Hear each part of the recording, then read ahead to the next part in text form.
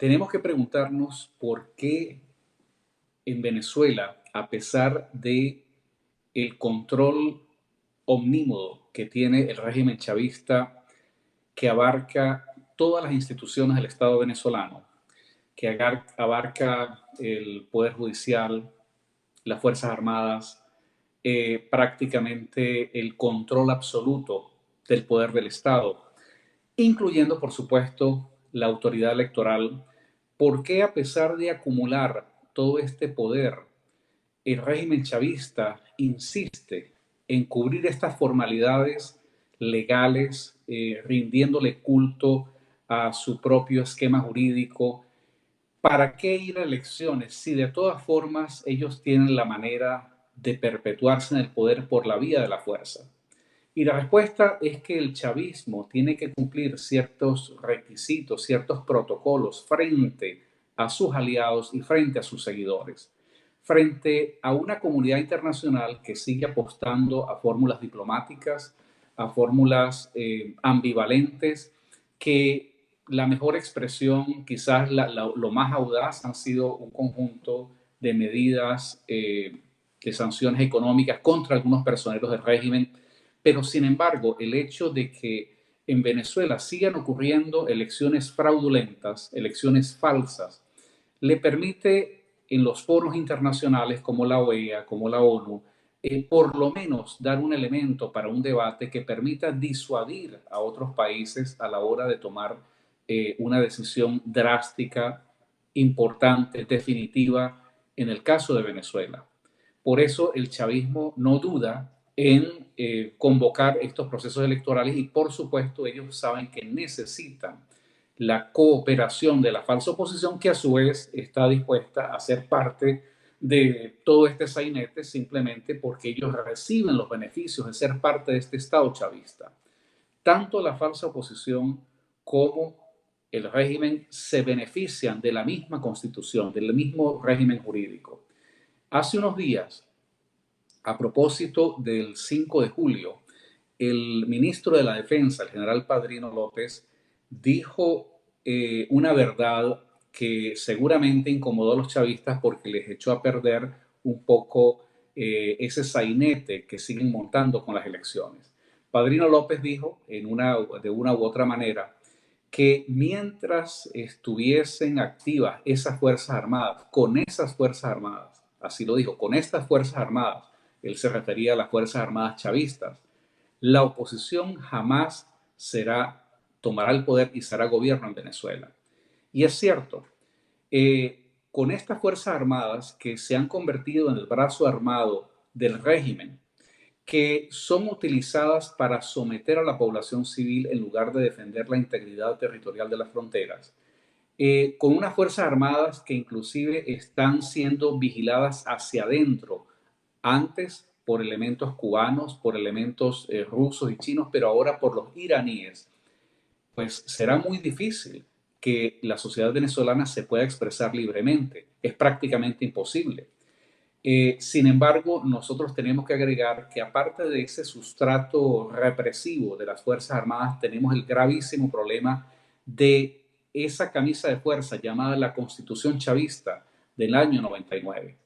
Esa Constitución es la que le da un barniz a esa legalidad que no es tal, pero de esa Constitución deriva la legalidad que reclama tanto el régimen chavista como la falsa oposición. Y en ambos casos, aquí lo que se trata es simplemente de perpetuar una situación que significa el sacrificio de los venezolanos. Por eso, cuando Padrino López dice que nunca entregarán el poder, es porque efectivamente eso es lo que están pensando. Y porque además esto habría que conectarlo con la otra idea que los chavistas han dicho de manera pública y que, dadas las circunstancias de una confrontación que los saque a ellos del poder, ellos preferirían destruir a Venezuela, destruir la infraestructura, destruir materialmente el país antes que entregar el poder. Acá estamos enfrentando no a un adversario político normal, sino a una mafia que desde el Estado actúa como una pandilla, pero utilizando la representación jurídica del Estado venezolano y utilizando los recursos y las instituciones del Estado venezolano. Por eso nosotros hemos planteado y seguimos insistiendo en la necesidad de una salida por vía de fuerza,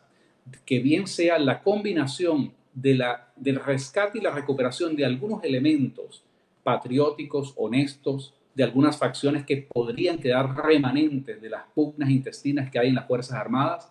que esa combinación de elementos puedan producir una fractura militar interna, pero que además esto podría y debería estar combinado con la necesaria intervención militar internacional que permita quebrar a un ejército que lo que ha hecho es prácticamente someter por la vía de las armas que le ha confiado la República al resto de la sociedad.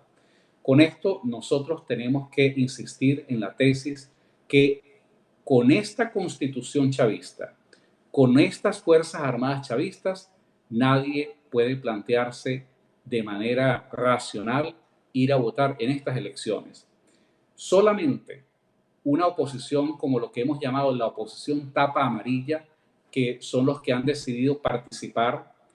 o la falsa oposición que sigue utilizando la representación que deriva de la falsa constitución, de la falsa legalidad chavista, solamente ellos podrían seguir apostando a que el Estado chavista se mantenga en el poder. Frente a esta convocatoria que hace el régimen, frente a al celestinaje que hacen los dirigentes de la falsa oposición y los que representan la oposición tapa amarilla, nosotros tenemos que levantar al pueblo venezolano para que esa expresión de abstención y de rechazo al fraude electoral sea masiva, para que nadie vote, porque no puede ser que vayamos a votar en unas condiciones